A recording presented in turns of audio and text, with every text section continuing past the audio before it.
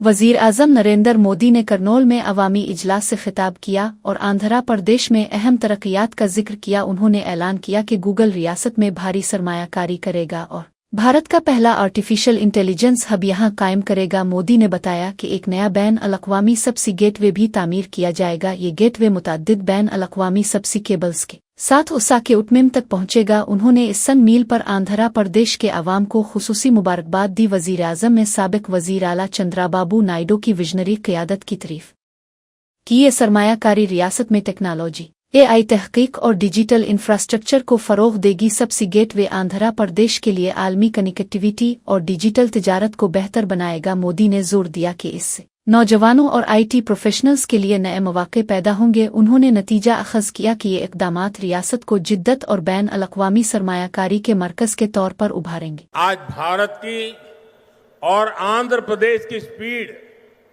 और स्कोप, इसको पूरी दुनिया देख रही है। 2 दिन पहले ही आंध्र प्रदेश में गूगल ने बड़ा निवेश करने का ऐलान किया है।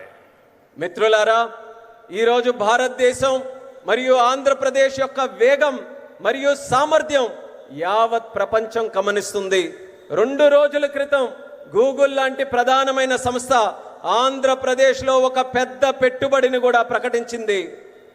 गूगल यहां हमारे आंध्र प्रदेश में भारत का पहला आर्टिफिशियल इंटेलिजेंस हब बनाने जा रही है।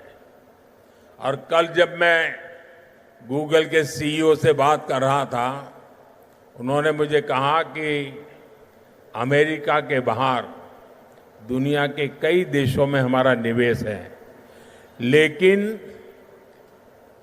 सबसे ज्यादा निवेश अब हम आंध्र में करने जा रहे हैं। इस नए AI हब में पावरफुल AI इंफ्रास्ट्रक्चर